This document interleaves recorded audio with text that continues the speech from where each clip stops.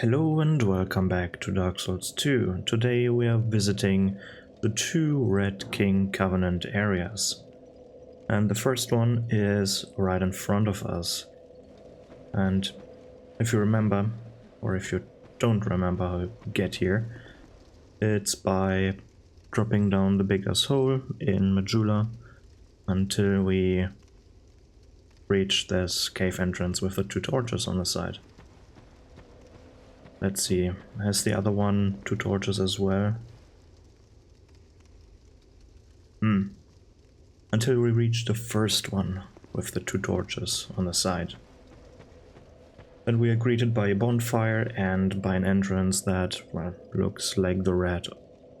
The head of a rat. Not the rat of a head. It makes no sense. And these two areas, this one and the other one in the Doors of Pharos, are a special area because they belong to a covenant. And it's a PvP covenant. And how this covenant works is not, or is similar to the two Bell Covenant areas, but with a twist. In the Bell Covenant areas that we went through, the one in the Lost Bastille and the other one in the Iron Keep, they work like this. I think you put on the ring. I shouldn't have the ring because I didn't join the Covenant, but there is a ring that you can put on and then you start searching for a world to invade. And you're going to invade a person that currently goes through one of these two areas. And your goal is to kill them. Fairly simple. And this one is fairly similar, but instead of being summoned or invading their world, you force them to come into your world. And how this works and what the mechanic behind that is, we will discover today. So let's go in. Because at first, when you first go through one of these areas and haven't been in a previous area, then it's all normal. Like, it's just like a normal level. Here we have a dude, a bunch of bones, and we are greeted by this sight. As we can see, we have a tomb here. Are these skulls? Yeah, these are indeed skulls, and some rats and some... What am I doing? Some rats and some undead are attacking us. Fairly normal for a level in this game. The tomb itself right now looks... I don't know, I've never been to a tomb, but this looks acceptable, I guess. Except for the water, like you have some water damage in here, you might want to fix that. You basically never want to have water damage, and I wonder, like, my character could get through there. I want to explore that area, even if it leads to nowhere. Why is this? Why are these marked? Marked by blood, but what does it mean? Who knows? I don't recognize the symbol. Looks like an eye here. Well, this one has a... These are basically two circles.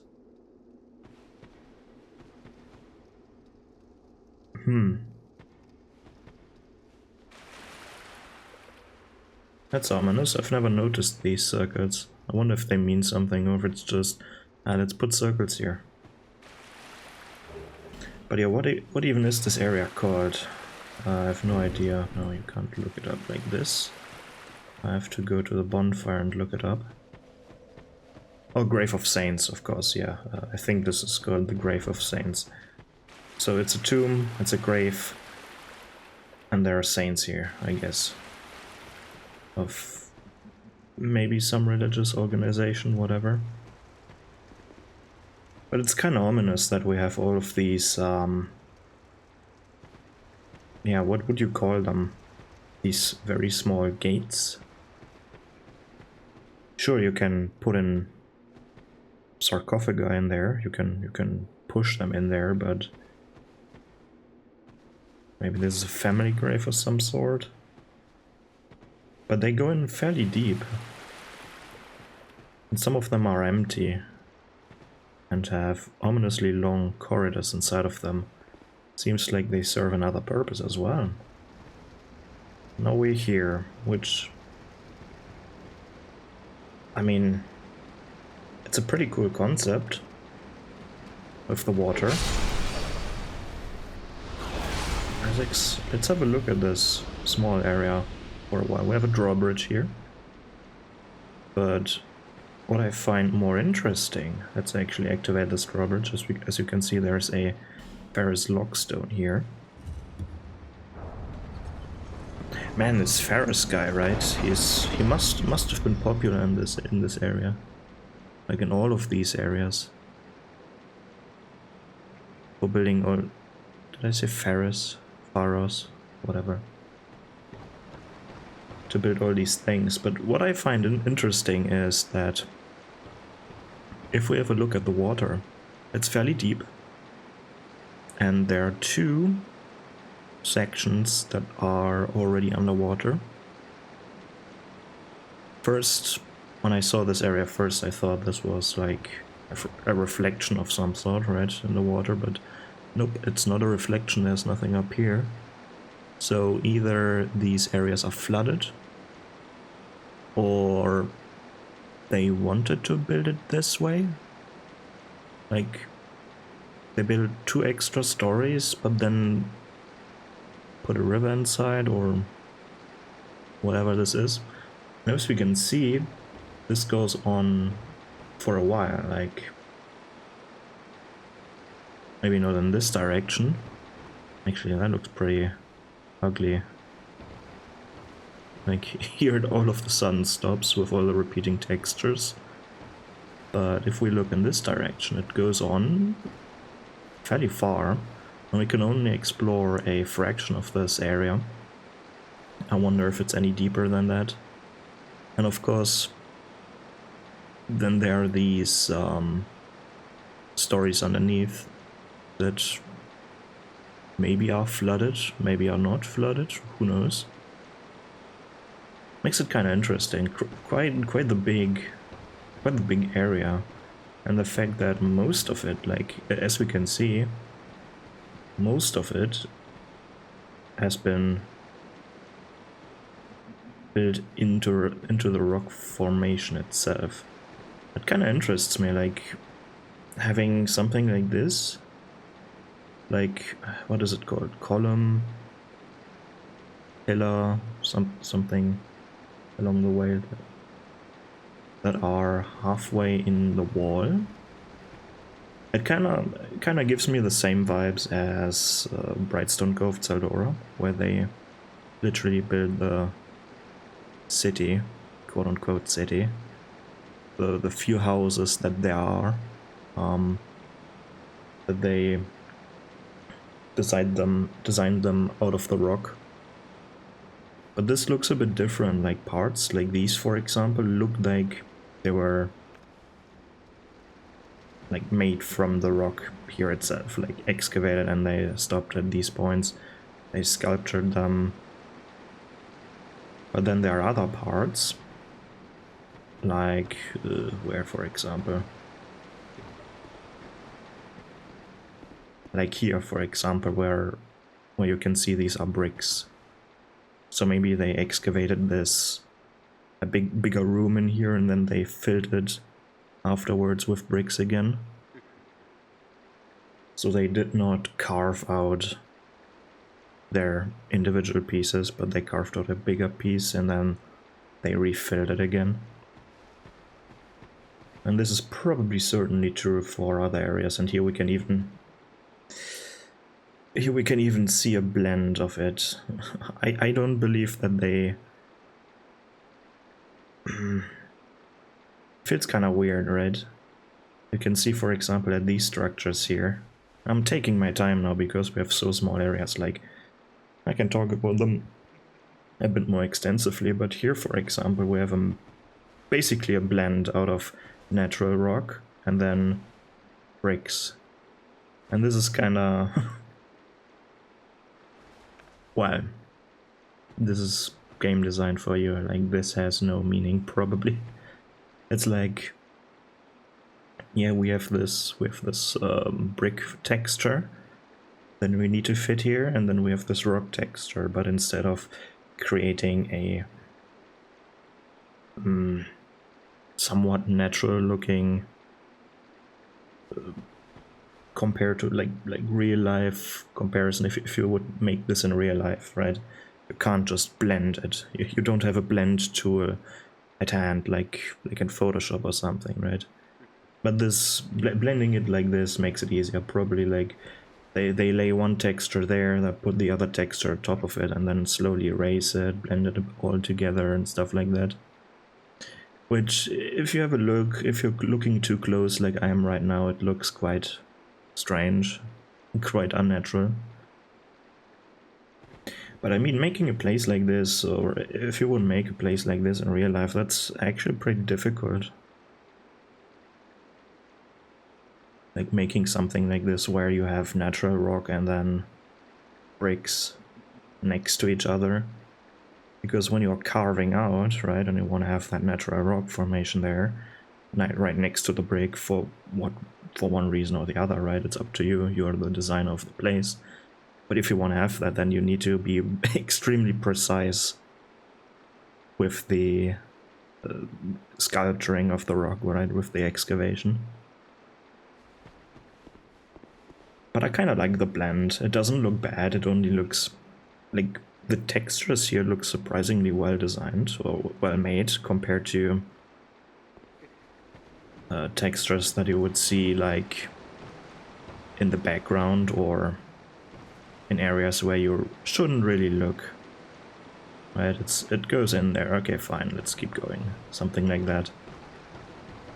But I wonder really, where's the water coming from? Because I don't believe they want to make, like, they're making 2 stories of this place just to fill it in with water.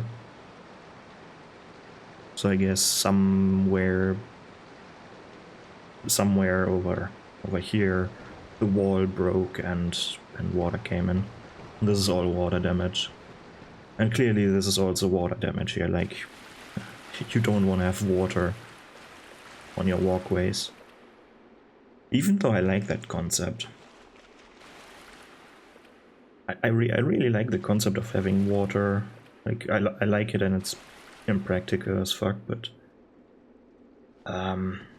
it's a concept that I want to talk about in Dark Souls 3. But to be honest, I don't know if I managed to get there in time. Because there's another game that I'm interested in that comes out fairly soon. If you don't know Dragon's Dogma 2, I wanna have a look at that game as well. Of course I wanna have a look at that game. But yeah, so I'm kinda interested in talking about that. If you don't know what I'm talking about, Cathedral of the Deep, they also have like parts of the cathedral or parts of the ground of the cathedral being they have a layer of water on it, fairly shallow water so you can walk through, but water nonetheless. And it doesn't seem to be water damage there. But I kind of like the idea of having like a level floor that you slowly flood with water up to a certain level, like not very high, like 1 centimeter or so, but that it's constant. Would make it a nightmare to maintain. I guess you have to filter the water and stuff like that. Basically, creating a small swimming pool would be a nightmare to maintain, I guess, even though it probably would vaporize and you have to refill it all the time, and you must have a machine controlling it, I guess, or a person if you want to do this. But I kind of like the concept of having to walk on water like that, especially for religious establishments like this. And I mean, this is a grave of saints, but this feels more like water damage than actual. I want to have a channel in my grave here. I want to have a water channel in my grave. But yeah, let's keep going. We just lowered this water bridge, and as you can see, we have a few more of these Ferrous lockstone things here, where it's kind of unclear what this one does here, to be honest. Like, there's no direct indication what it's doing, so I'm not using it. But so far there are two. There's a third one here. So 3 alone are down here, and honestly, what are these doing? It's just testing. It's lighting the fire on the wall, right? Nope. Oh, what the fuck?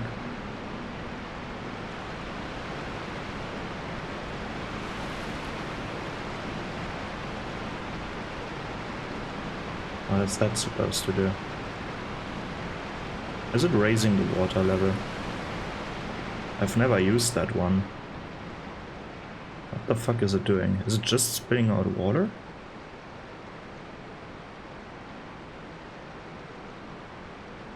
Is it to make people wet? What is this one doing? I don't know that now.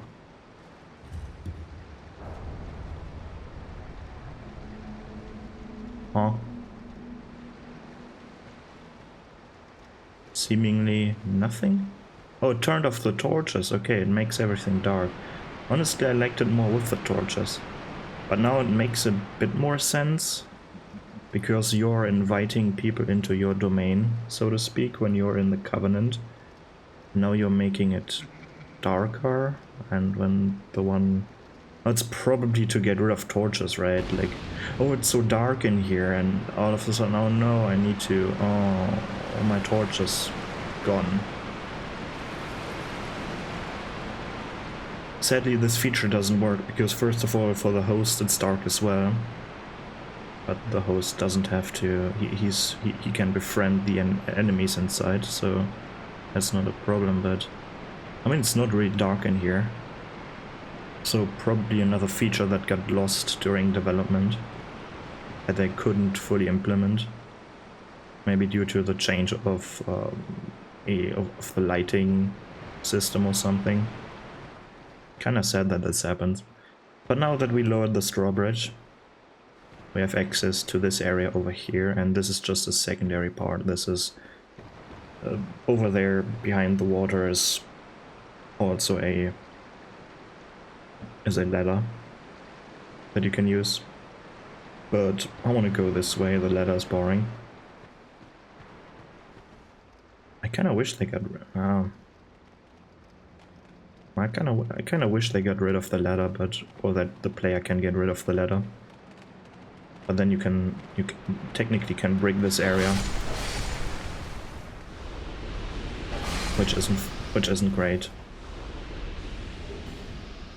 Nah, there's a reason for that. But let's have a look at this, because this looks more like a grave to me, or like a tomb, not grave, grave of saints, tomb of saints, whatever. I would call it a tomb. But here you have multi-layered slots for caskets. Still strange that it's like that shape, that it's not more square or has the somewhat dimensions of the caskets, because now there's a big, there are big spaces in between, and it kind of looks weird. But as well, like from a design perspective, you want to have a big enough hole so that your rats can climb out of them, because you want to have some enemies in here, and I guess it's kind of cool to see rats coming out of these holes.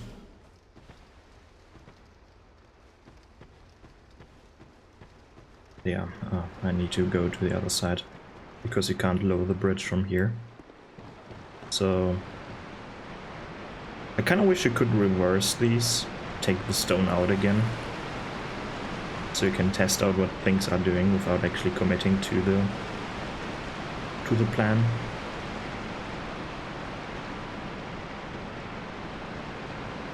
Alright, Roy the Explorer. It's kind of loud now due to the water, and there are slots for rats up there, which is strange. Roy the Explorer has... I mean, he must have been good at the game, because he has he wears 2 rings. One makes the weapon in his left hand invisible, and the other one makes the weapon in the right hand invisible. And you get these by doing basically challenge runs. I think one is without using bonfires and the other one is without... Is it without dying? That is quite difficult to do. Oh, and he drops his armor set as well. But you don't need any drops here. You can get this armor set by talking to your armor merchant. Talk to him without having any souls on you. And then he will gift you that thing when he's in his 3rd phase. Oh, there's more water in there. Probably this is part of the water that gets released. That would make sense. It's actually pretty good that they did this, but...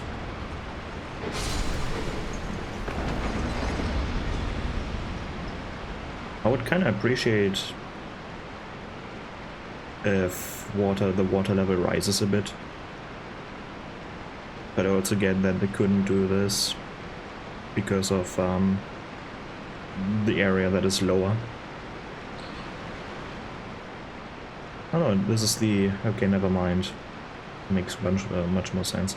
For some reason I thought there was another story up here that is inaccessible, and then I would just say, oh, that makes no sense because the reds are coming from the next story, but there is no next story. But this lets me believe these... Let me go over here a bit so that the water noises aren't as loud. But because there are these square slots in the ceiling, it lets me believe that this area wasn't occupied by or conquered by the Red King and his rats, rather than this area got built for the Red King. Or maybe they conquered it later, it was built to be a grave, and then later on they conquered it and they built extra stuff to it. Like all the traps, for example, because these are traps. Kinda bad traps, to be honest, because they also hurt the host. These are spitting out acid and create these small acid pools. And I don't know if it destroys my armor, shouldn't. No, because of the script, but if you're going in there, it slowly dissolves all your stuff you're wearing, except for weapons, I think. So only armor and rings, for some reason, are being destroyed. Slowly destroyed. Which makes it a bit more tedious to go through, but as I said, the host is also affected by that, so I'm not really that fond of these traps here. Sure, you can avoid them, but I don't know. I'm not a fan of that. Would be kinda cool to get rid of this ladder over here, but then you could soft lock this area by not letting down these drawbridges. Or maybe you can make it...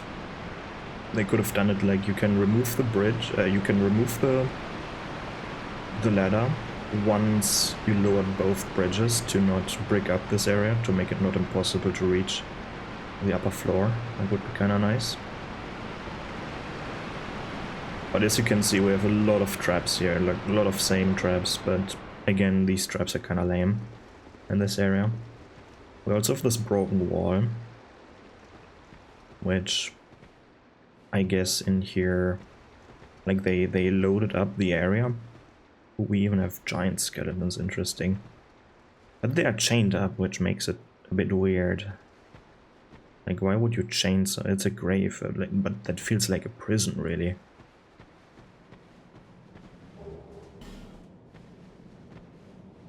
Like, this is weird. Where even is this? Why do we have these? Are these bars or strings in the background there? Behind the rats? Looks kinda weird. But I wonder why they built this. Well, maybe the rats, they dug through here. Kinda sturdy, these rat teeth they're using, but... Oh well. But the fact that these skeletons are chained up makes me feel like this is they used it also as a prison and then they walled them in here. Like they chained them up and then, to be extra mean, they also bricked up the area. And it just got broken through by the rats, I guess. Or just by decay and stuff.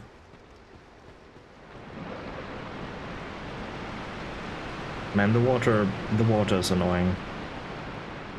Not gonna lie.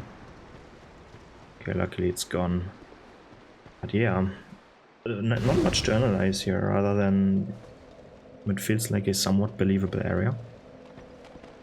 Definitely one of the better ones, even though the traps are kinda trash. Because they're also, like, they're inconvenient, they're not really traps that help the player, they can help both players, to be honest. Even though the one that got forced into this world,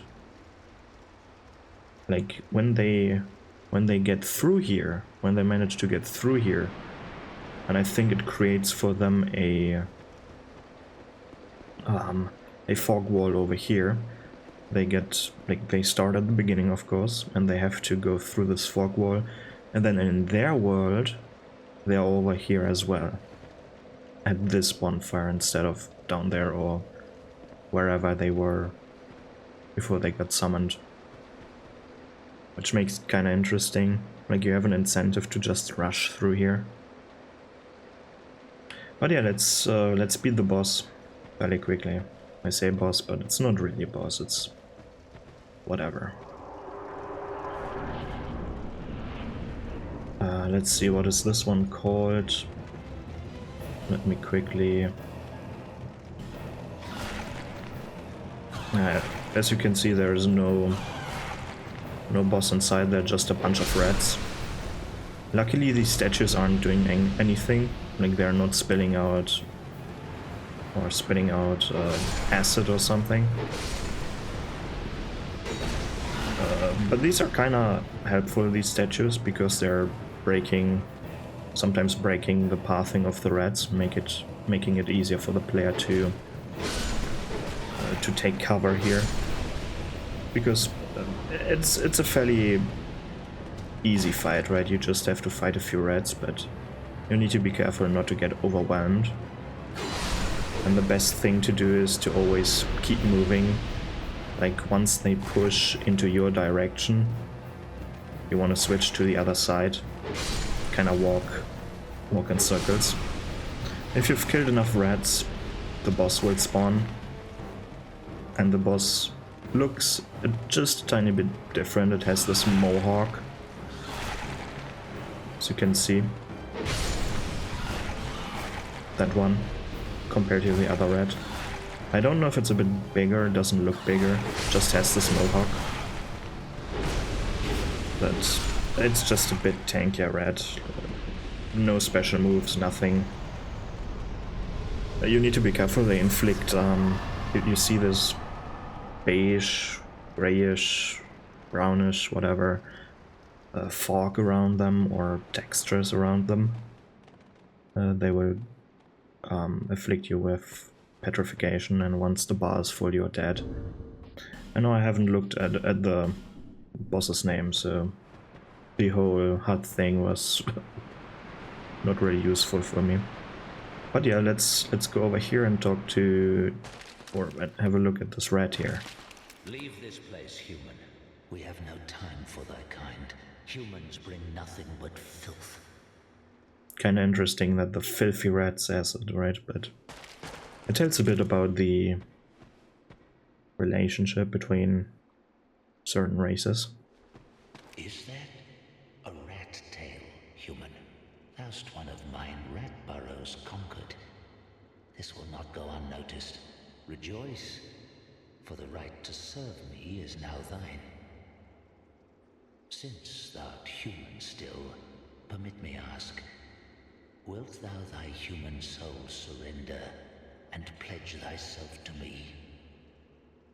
Swearest thou by the sweet-tempered sludge that laps at our bosoms? Let's just do it because Then the enemies in the other area won't attack me anymore. Thou hast the eyes of one who perceiveth true beauty. Human, thou mayst serve. Take this ring. It was forged by a human who was once among us. Among Us? The ring draws to thee those who would defile our burrow. Wear the ring whenever thou art near, and destroy those who would dare provoke our ire. I will grant unto thee all thou shouldst so desire. I prithee serve with a true rat's honor. He basically told us how the Rat King Covenant works. In his own words, when you're in one of these areas, wear the ring to draw them into this world and then defeat them, basically. Pretty easy.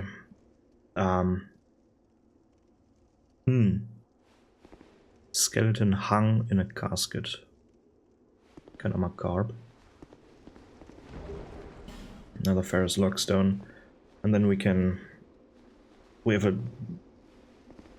I don't know, like, this feels odd. This feels weird. Like jumping onto hanging caskets. Why are they even hanging out of the wall like this? Why would you build a place like this? Like just big cylindrical area with seemingly random holes in them where you can put in caskets. And then you want to have them stick out over a bridge. It's kind of course, this is again level design by them, right? And now we're here. If you remember, that's the area where we got into the gutter. And I guess this is also part of the tomb, or this was once part of the tomb. We clearly have these two parts, left and right to us. They were once one big floor. You can see it by all these broken off pieces, and this bridge got built, I guess, for necessity. But then again, why would you need a bridge for just one chest? Just move the chest and the contents maybe to another side and that's it. Here we have another chance at grabbing this item over there. The jump is a bit tricky. I'm trying it once here. If I don't manage to do it, so be it. So running and then jumping. Ooh, that was kinda close, but yeah, I did it here. Disc chime, a shield that you can use as a chime that you can use as a shield, maybe. This way around it's more... it's a bit better. But yeah, this was the Grave of Saints, and now let's visit the other one. And I guess I can fill one episode with it, because I'm already at the half-an-hour mark. So let's travel over to the Doors of Pharos. So this area was fine. Except for the last gamey part.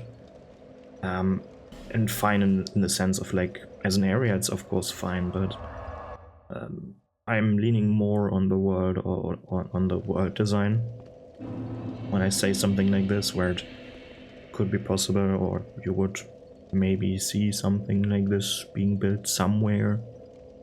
Like, if someone would build this, it would make somewhat sense, it would be somewhat feasible, whatever. This, on the other hand, like, no one would build this, but would it be possible? Because this area looks impressive, like, holy shit, that looks nice, especially this part over there, right? With the light coming from the ceiling, having all these art installations. I can only call this art installation because every stone you see here, like all these rectangular stones that you see there, they are of course man-made. Again, carved into the rock itself.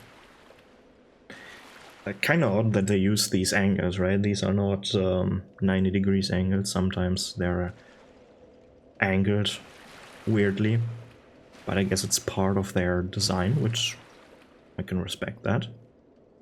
They definitely got very high up, somehow. Probably with a lot of scaffolding, stuff like that. At the very top it stops there. I can't blame them, I don't want to work up there either. But yeah, this area is mainly filled with water. As you can see, there's water dripping from all parts of this area, so I guess there must be a stream nearby, and we've seen a stream nearby as well. Last episode where we walked the other way around, there was a small river flowing into an abyss, I guess. But yeah, what the purpose of this area is a bit harder to decipher for me, because this definitely has some Gurm or Germ, whatever you want to call this race, architecture, or statues at least. We will look at them later on. But we have a Mastodon Knight here, a soldier, whatever, standing around. We have a few doors on the sides here that sometimes, yeah, this should be one. You can put a Ferrous Lockstone in here and it will show you an enemy. You can free enemies here, partially, which is an interesting mechanic, right? You're giving yourself, if you're part of the Red King Covenant, you give yourself more allies, because they're not attacking me, because I'm part of this covenant right now, right? They're here to defend this area. And you can free a few more. For this door, for example, if you want to have another Mastodon Knight like these, or I don't know if they're called knights, but Mastodon something definitely. Here you can unlock one of these Elephant Knights, but you need 3 Lockstones. If you just want to get access to this room, because you want to have the contents of this chest right here, then you want to unlock the lower one. Oops. Then you want to unlock the lower one. But if you want to have this Mastodon Knight, I don't think he fits through here. I think you need to unlock all 3. Correct me if I'm wrong there, but I guess 1 Mastodon Knight equals 3 Ferrous Lockstone if you want to buy them. Like in one of these, one of these games where you buy your units to fight, that they can fight for you. Open up.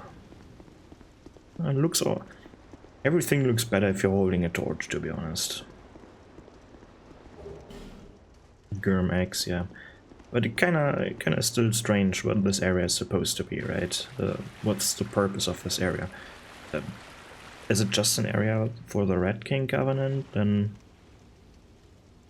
did the Red King order the traps to be built? Like, was Pharos a big fan of the Red King? Maybe was Pharos working under the Red King's command? Who knows? Let's see what we can unlock here, because these are opening some sorts of doors. Another weird Gurm wielding an anvil. Anvil on a stick, on a chain on a stick. We almost can't see the water here. It should... No, it's not turning off my torch. It's not making my torch too wet. Kinda underwhelming. A red dog over here. And these are red dogs. Like, these are not fully reds, but like a mixture. The best of both worlds, I guess, or the worst. Depends on who you ask. Dogs in this game are definitely one of the worst, one of the more tedious to fight enemies, I should say. I think this area is called Doors of Pharos, and yes, there are a lot of doors here, but why do these doors exist? Like, what is the purpose of this area? Because this is not a tomb or a grave like the previous area. This is just an area with a bunch of doors and a few traps inside. And this is again a bit more... I mean, there might be in-game or in-game world reason why this area exists and looks like this, but like from a what's it called? How do I call it? From a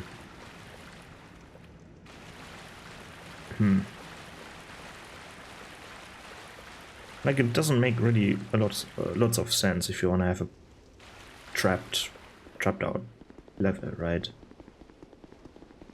In an in-game world setting.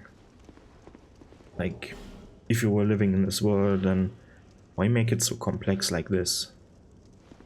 Why not just make it one corridor and put a bunch of traps in there? Make it tighter, because and stuff like that. It's fairly open here, right? Like, there's lots of stuff to maneuver, lots of space to maneuver. Then you're still using...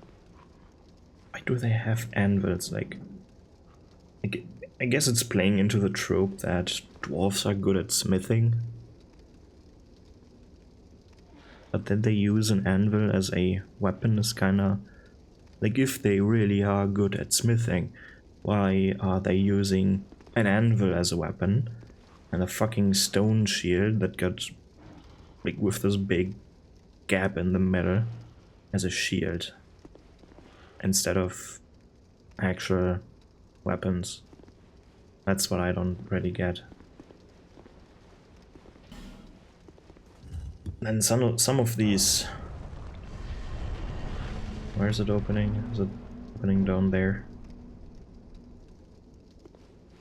Yeah, this is where... Yeah, this opens this path now. Like, is it a secret path for the host because the phantoms don't know of it? Or the ones that are being summoned in here? And then this area spits you out up here, which would give the host an advantage, but like also not, because it can backfire when the summoned person knows of it, right? So as a host you can easily just camp this ladder from here, right? This is probably the biggest, like the biggest advantage the host has over the forced invasion, right? Or the abduction maybe, because like when you're climbing up a ladder you're super vulnerable, right? You can cast spells, you can shoot them. When they climb up, maybe you can even run and jump and do a jumping attack on them, right? There's so many options to punish the one climbing up the ladder. That's insane. And I guess having a ladder like this is exceptionally advantageous for the host. And then why do you want to open that if you have something glorious like that? Then you have some traps that are just nonsensical, like this one here. Like, for who is that a trap? That's a trap for the host more than for the phantom or for the invader, because the invader doesn't want to open chests. And this is clearly aimed to be a trap for the chest, right? You're getting here and like, ooh, yes, I want to open that, and then it doesn't even hit you. That is also a trap, like... Ooh!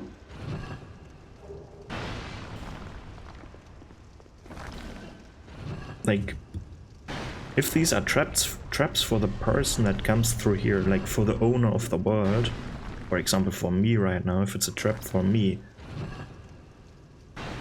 then why aren't more traps already active? Right? Why not make it so that I can actively close them? It's kinda weird designed here than having something empty like this. Isn't there, which one? Oh, no, I think you can just... Oh, how does it work? Usually what happens with this wall is spikes come out, but I guess because I'm invincible this doesn't happen right now. Or do I need to activate something special here? No. It would make far more sense to put a statue here that shoots at this direction, like at the... or maybe over there, that shoots at the position where you would stand when you just came up the ladder. That you have to time your ascent of the ladder a bit better.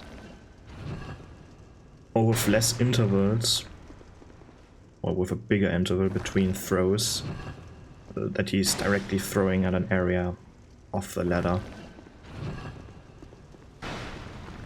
So that you can still climb up there without getting hit, but you have to time your ascent a bit better. A bunch of nothing here. And I guess the upcoming trap is so bizarre. Is it this one or is it the other one? Because you have like... you have a saw blade launcher? Like what is this?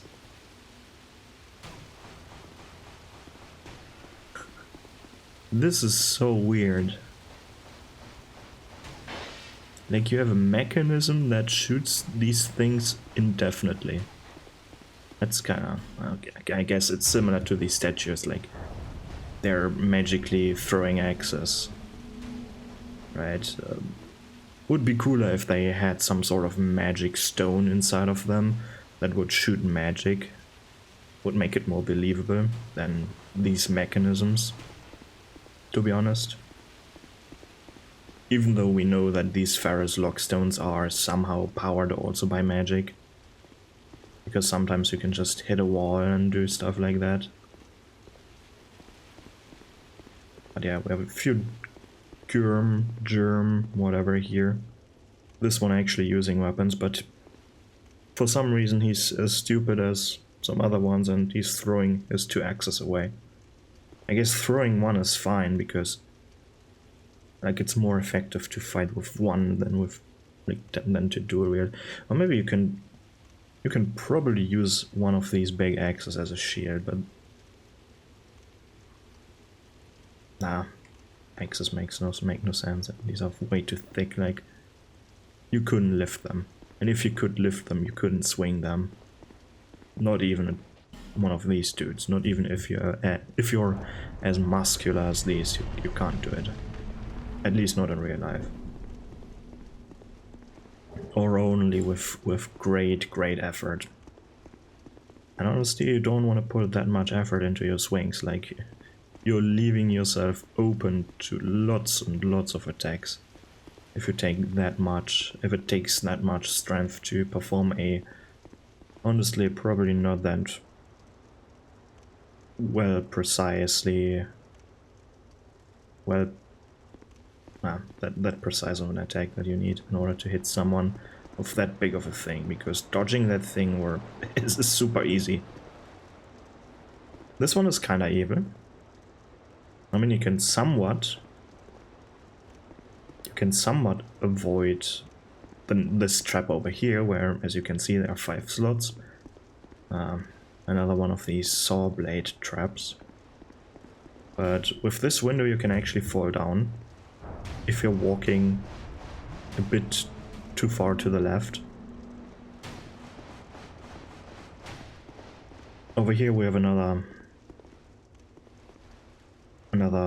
Mastodon Knight door, I guess.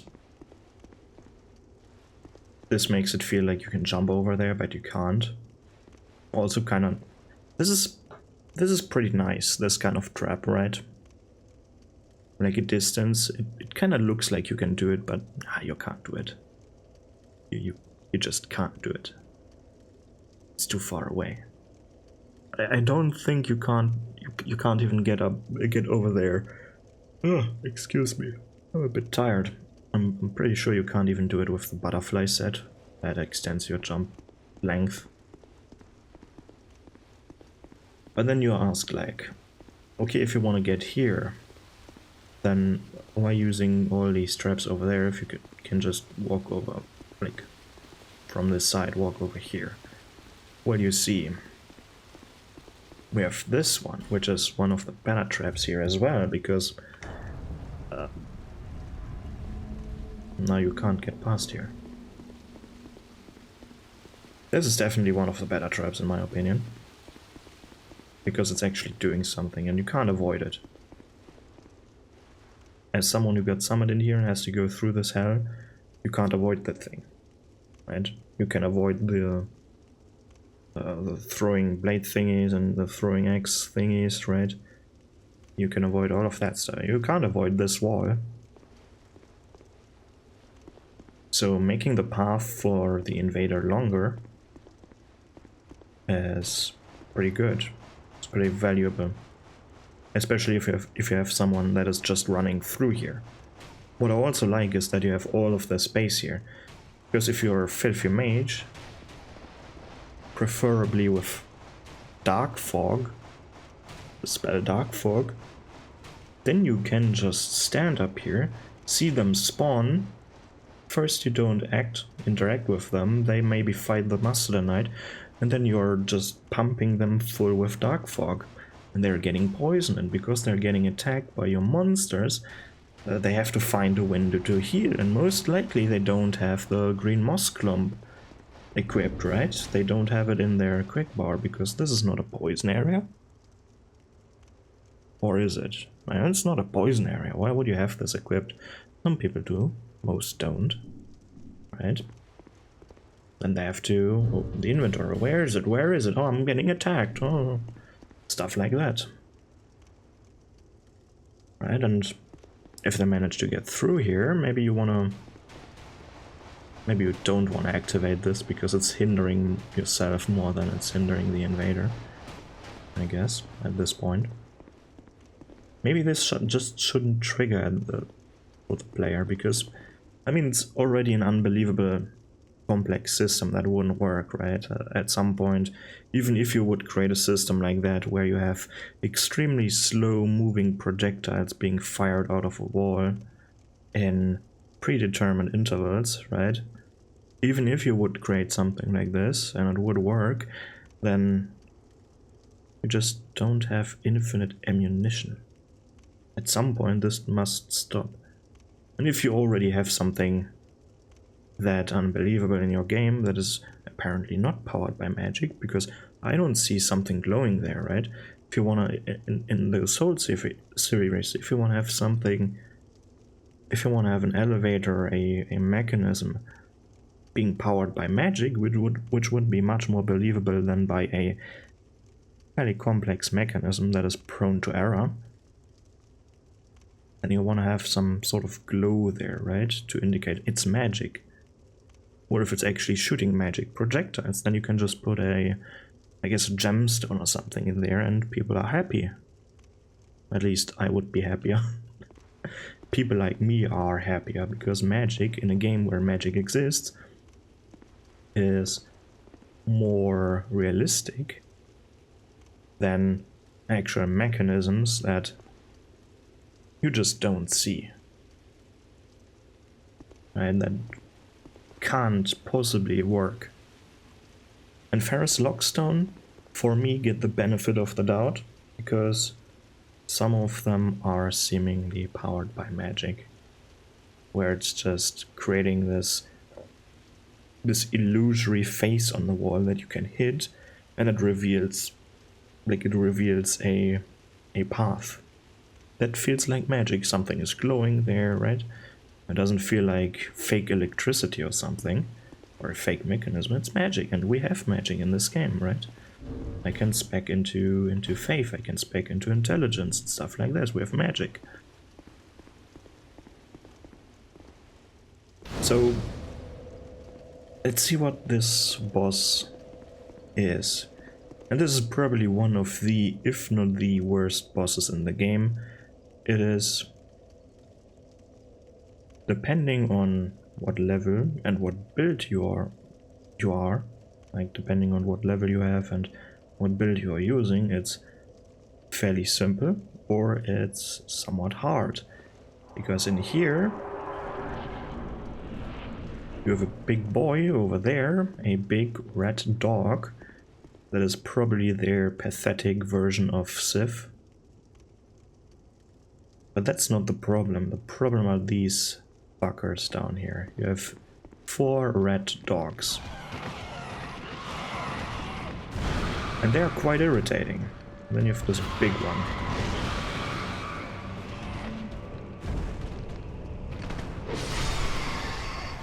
And I guess it's just a scaled up version of the smaller ones with an extended moveset.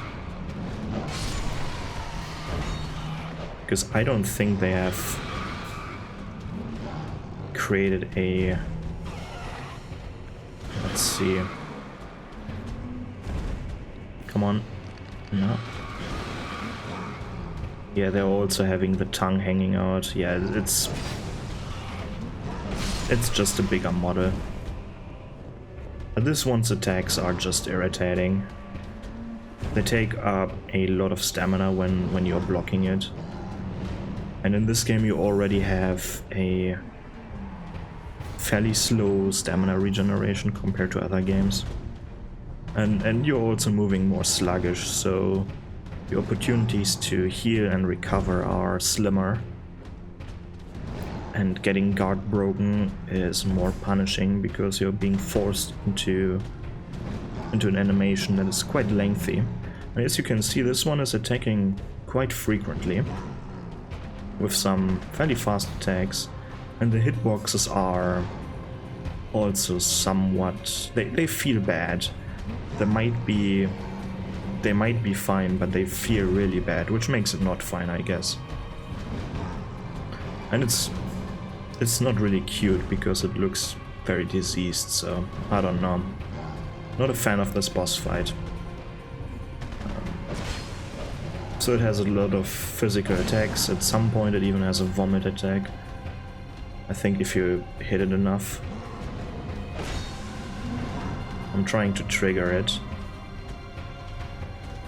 Okay, let's see. I wanna kill it.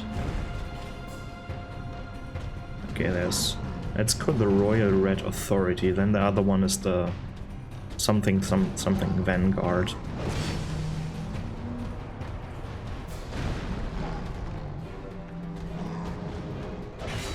Let's see. Are you vomiting now? No? No, I don't want to. Come on. I guess when it's Half-Life this move gets unlocked. Why don't you want to vomit? Come on. Do it. Or maybe it's not unlocked yet, but I don't know.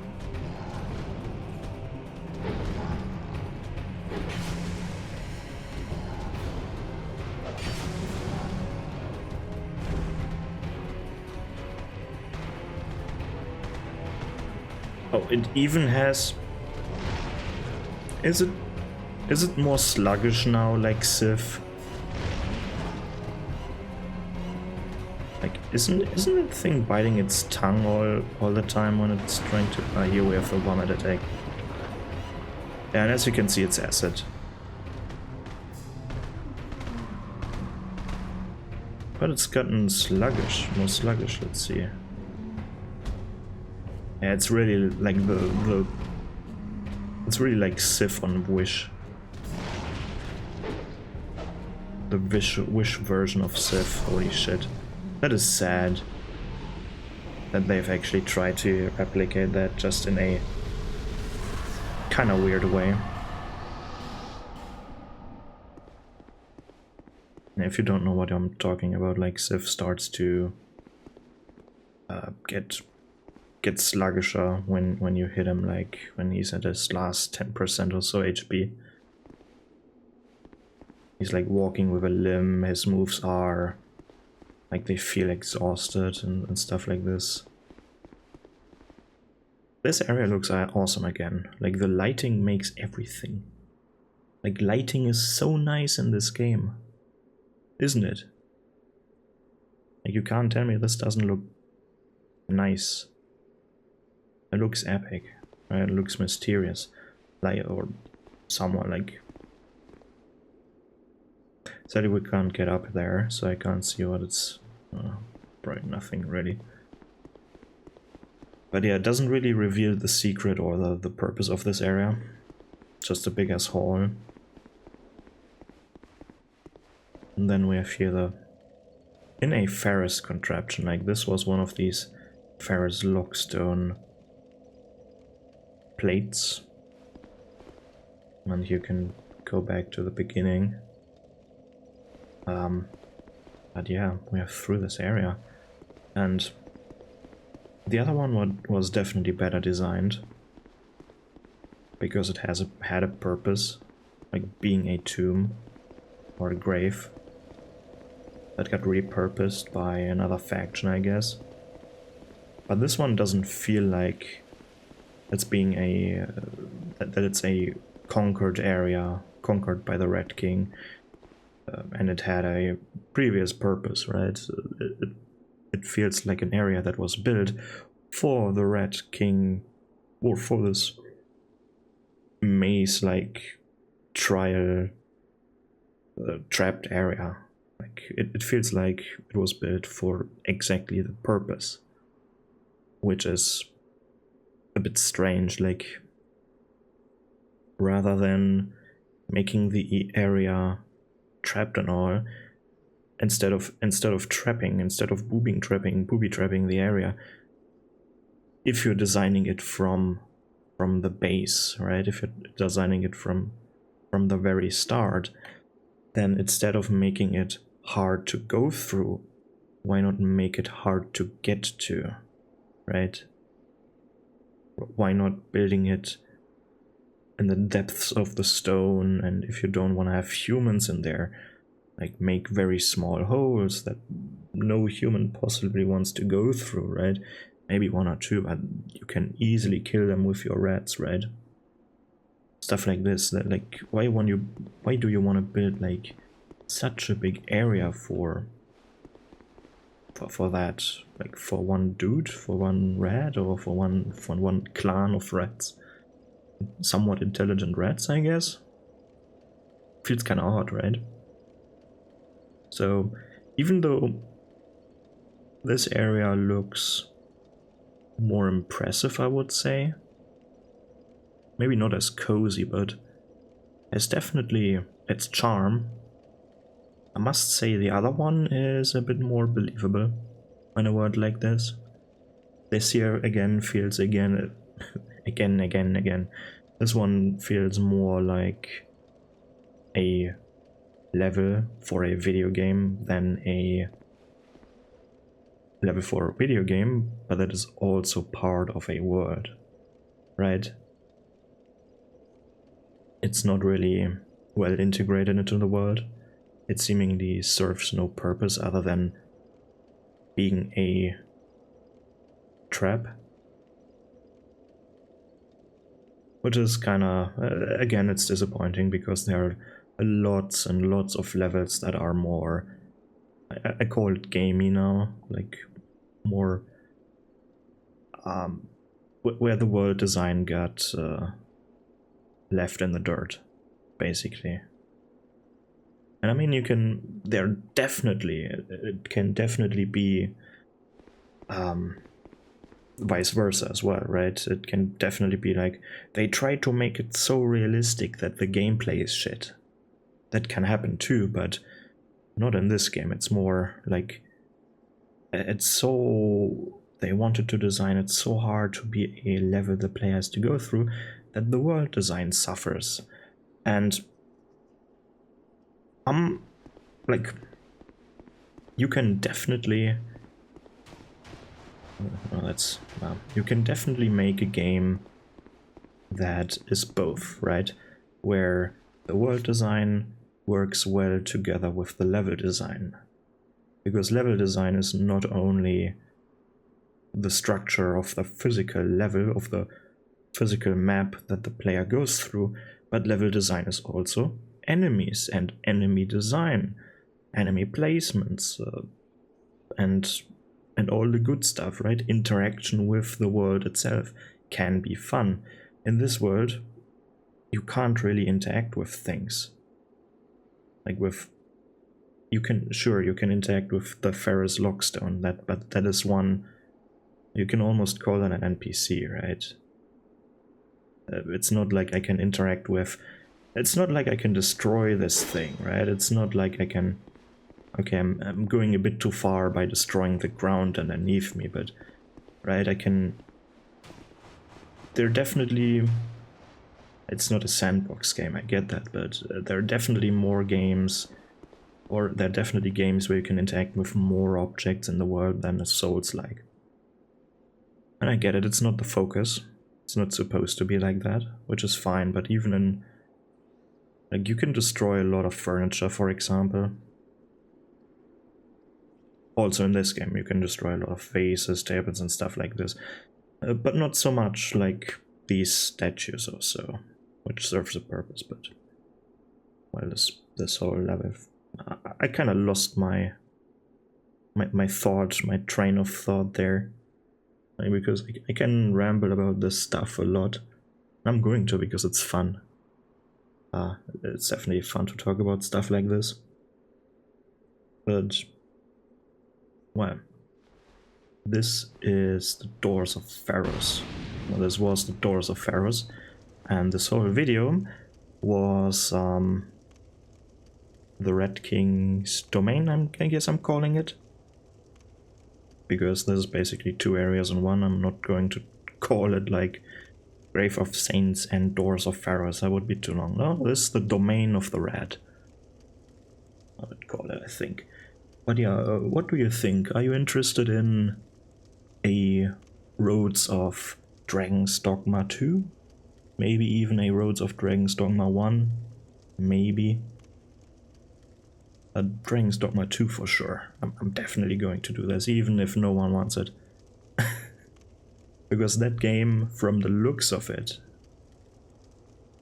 like just the trailer and stuff, that looks amazing. It looks like, even if the gameplay turns out to be terribly shit, which it's not, right? If they just would copy-paste the gameplay of Dragon's Dogma 1 over to 2 and make the graphics more pretty, that's enough. That would be even enough. I would buy that game. But it looks amazing, and it is pretty much going to be good. Like, with some games you can feel like, right, with the track record of the company, where it's like, is this game going to be good? I don't think so. Maybe not, right? Blizzard, for example. EA. Bethesda. Some stuff like that, but I think it's there's a pretty high chance that Dragon's Dogma 2 is going to be my game of the year. Probably even better than the Elden Ring DLC.